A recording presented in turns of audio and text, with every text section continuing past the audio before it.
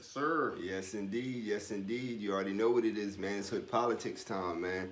This is Hood Politics Season 2, Episode 4, starring DJ.CHEESE, the Delaware Party King, man. You already know what it is. Big shout out, man. Don't forget to subscribe. Hit that share button, man. Hood Politics TV on YouTube. Big shout out to all the sponsors, man. Braids by Indy, Mr. Martin's Detailing, Miss Martin's Cookies, SKS Lemonade, Lemonade Kids, Groove City Entertainment, Groove City Mini Market and Superstore, Hip Hop Discussions, Top Ops Cleaning Service out of VA, and Uplifting Fitness Gym in Cambridge, Maryland, man. Once again, this is Hood Politics Season 2, Episode 4, starring DJ.CHEESE, man. It's going down, hosted by yours truly, LYNX MUZIK. Big shout out to Club Des Jours. It's going down tonight, Freaky Fridays, LYNX, Weeze Love, man. You already know what it is. You getting money. Man, we trying to, man. All of that you just said, you getting money. Trying to, man. Jesus. We trying to get a bag. But we're going to dip into some of your endeavors. You know what I'm saying? You know what I mean? Big shout out to Donio, man. Coming up next, you know what I mean? Episode 5, Hood Politics, man. You already know what it is. It's Yours Radio. Live 97.5, man. Big shout out to the whole squad over there, man. Don't forget DJ.CHEESE. He is spinning live on It's Yours Radio, man. Catch him every Sunday. Yes, sir. Yes, sir. Yes, sir. Catch me every Friday night, 7 to 9. 7 to every 9. Sunday, 4 to 7. I keep this thing moving. Come on, man. You already know what it is. Well, once again, man, welcome to Hood Politics, man. Man, thanks for having me. Tell the people a little bit about yourself, man, who you are and where you from. I'm from Rehoboth, the west side of Rehoboth. I became a DJ at a young age. How I came up with the Party King is because we used to go to parties and a lot of DJs couldn't get the parties rocking. Like, you know what I'm saying? So then it came to the point where I used to take them great records, put them together, and we get the crowd in an uproar. And then I said, you know what, I'm gonna be the Party King. So you know what I'm saying? The crown fit. You know what I'm saying? Yeah, definitely, man. Coming up in the game, I know you say you started at a young age. Any influences, man? Who put that spark in you that made you wanna start DJing? I know it had to have been something you seen or a person that you heard or something that touched you. Yeah, I was young, and then it was a DJ that stayed next to me, and he had a porch that wrapped around his house. And like once a month, he would just come out and just put all his equipment out there and just air it out. And I used to be young. I used to be looking. I said, man, I want to do that. You know what I mean? So right now, he go by the name of the Party Player Production. You know, Pumphrey. So, you know, that was my first influence. Like, I seen him do that. And, man, I said, yo, I want to do that. Okay, so after that, like, when did you first get your setup? How did it come about? You know what I mean? I know, you know, most of us, you know, we might go to our parents who like, hey, man, I want a turntable, or how did that? That's exactly what I did. I went to my mom, and I said, for Christmas was coming. I said, yo, she said, what you want for Christmas? I said, a turntable. So I ended up getting the realistic joint from Radio Shack. Yeah, with the band in it, you know. Once they got acting up, I put a regular rubber band in it. Like, you know what I mean? So, yeah, so I did that. And then the next Christmas, I told her I wanted an equalizer. Realistic again. It was like $79. So I said, Mama, I want the equalizer. And then what she ended up getting me was one of them like remote controlled like buggies that ride real fast and you know pay like $300. You know what I mean? And I said, I didn't want this. Yeah, I wanted the equalizer. Yeah, it was 7. You could have got me 3 equalizers. Like, you know what I'm saying? Like, but yeah, that's how that started. Definitely, man. Well, like I said, man, we're gonna take a travel back. You know what I mean? You remember the first event that you did? Yeah. The first events that I did used to be all my mom events. So my mom used to have parties. She used to have barbecues all the time, and she would let me DJ. Word, that's love. Right? Yeah. She'd be like, I want you to play this record, and this record. And that's what I did. Every barbecue I did was hers. When was the first time you stepped into a nightclub or a real party environment? You know what I'm saying? I forgot, man. I was young, but I know the first club that I wanted to go to was tread burners. But my mom told me, she was like, nah. Like I used to do the block parties in West Road. They had the block parties. And she was like, when there's a block party over, bring your A home. You know what I mean? So I couldn't go. So I think the first club I might have did was, I'm thinking it was either the Square Club in Dover or the Gunna Rock Club. Yeah. Definitely, man. Well, like I said, man, I know you dibble and dabble, you know what I'm saying, in radio and mixtapes, man. You came out with a collection of blend mixtapes, man, that's been circulating real heavy in the game. Can we speak on that a little bit, man? What's going on with them? Yeah, I think at first I was never doing mixtapes, and then I used to go to the flea market all the time. And then Troy from Hip Hop Flavors, he was like, big shout out to Troy. Yeah, big shout Troy. He said, man, you need to do look my man Puffy right now. He said the Square Club. Yeah, he owned it. So yeah, the Square Club was the first club. Yeah. So I went to Troy. He was like, yo, you should start doing mixtapes. And I was like, word? And I was like, I don't know. And then he was like, yeah, do that. So I did a mixtape, and I took it to him. And then, like, he didn't give me no paper at first. And then we did the second one. He was like, man, I want you to start charging me $100 per mixtape. Master, yeah. I said, whoa. I said, for real? He was like, yeah. I was like, wow. I said, not bring you 15 or 20, just bring you one. He said, just bring me one. He said, I'm gonna give you 100. Money talk. So that's how that started. Yeah. So I did that, and then there was like 3 stores I had in the flea market at one time, so I was getting 300 every time I dropped. And then what I started doing then was dropping mixtapes. Like I was doing like one a month, then 2 a month. Like, you know what I mean? So that's how that started. Definitely, man. It's a great way. That was 1995. It's still going to this 1995. Day. Well, how was the transition now since, you know, the physical part? I don't know if you still deal with the flea market. I know I spin the block through there every now and again. Well, what's the transition now since COVID hit and things like that? Do you do the internet thing, or how can people get a hold of the mixtapes? I think when COVID hit, it was crazy because a lot of people made a lot of money going live. Yes. You know, I tried a live thing, and I didn't make a lot of money with the live. So then I went back in my shell and I said, okay, I got to come up with something different. So then I talked to wifey. Basically, he was saying, you know, get up off your A. You know what I mean, and get back doing what you do. So I said, okay. I said, I'm gonna put a blend CD out. I took my time, did all the blends, put the first blend CD out, and I made like 2,300. This is in COVID.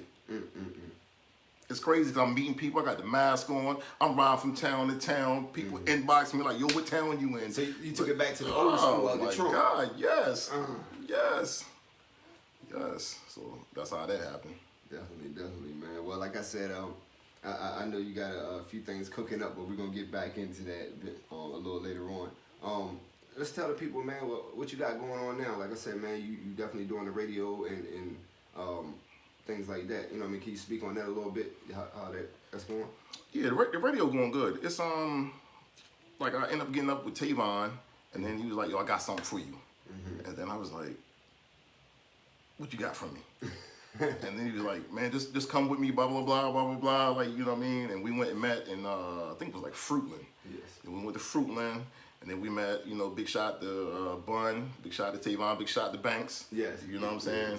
We had a meeting with Takina, big shot to Takina, and they made it happen. And then they gave me the Friday night 7 to 9.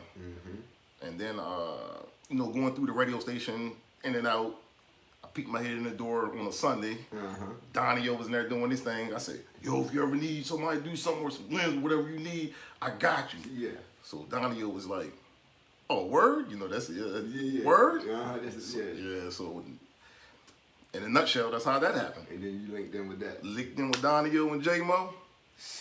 On to the races, man. I ain't gonna lie, that's one of my favorite Sunday shows, man. I love the energy, the inspiration, and everything that comes from that, man. I'm glad that you're a part of that. I love that old school music. Like that's really my roots. You know? That's our era, though. You know what I'm saying? So I do the new stuff because sometimes you have to do the new. You don't have to, but it's nice to know it. Yes, of like course. you know, I did a party last week in Georgetown, and for real, I think I just played Lil Baby, Da Baby, Moneybag Yo Heavy. Like yes. that's all they wanted to hear. And they didn't want the clean version; they wanted the dirty version. Yeah. So you know what I mean. I'm glad to be able to. Still be able to transition all of that, through the eras. Right. Yeah, definitely. That's one thing I wanted to recommend you on, man, because throughout the change of the eras and the music, man, you always stayed relevant. You stayed consistent with it, man. You know what I mean? As a DJ, that's hard. I don't think a lot of other DJs understand that, man, to make that transition and, you know, still bring in the wave of these other new guys underneath of us. Yeah. You know what I mean? It's, to stay relevant, man, it takes a lot. You have to. Like, you have to know them records. If you're going to be a DJ, you have to know them records. You have to know your crowd. You have to know these clubs. Like, when you go to a club, you should already know what you're going to have to play in that club. Yes. You know what I'm saying? So, as a DJ, you have to do your homework, too. Yeah, definitely, man. Like I said, man, I definitely want to commend you on that. And like I said, to any DJs out there, man, that's listening, man, pay attention. Like I said, man, this is an art form that we're putting out here to the masses, man. Stay sharp, you know what I mean? Stay consistent, and you know, you'll go far in this game, man. Let's talk about some future endeavors, man. You got a few things up your sleeve that I think these people need to know about, man. What you got going on? Well, I'm gonna throw the wifey out there first. She got like she got her oils coming. Like she gonna do the Isn't She Lovely essentials, like with the oils and stuff. She ready to do that. I'm gonna back her 100% on that. And then in 2019, I brought a truck. It's like a UPS truck. Yeah. But if you seen my card for 2019, I had so many parties, I couldn't mess with the truck. Yeah. And then when COVID hit in 2020, I had enough time to play around with it. So then I took the truck and converted it into a food truck. So it looked like a mini restaurant in that joint. You see that joint there, like a mini restaurant in that joint. You know what I mean? So I'm just trying to push through in every era. You know, so. And I don't think people understand the, you know what I mean, the Clipper game too. You know what I'm saying? As far as your skills on the bar. Oh yeah, I never did. I never like. I've been cutting my own hair since junior high. Like I just like, you know, I don't know. Can you see it? The lineup fresh. Yes, can it's you fresh. see it? Can you see it? But I just never jumped in on that boat. But time to explore all talents. You know what I'm saying? Like, you know, definitely, man. It's time to put them talents to work. You know, I walked in on a little something, man. I was listening to, man. What's going on with that? Can you talk about that one?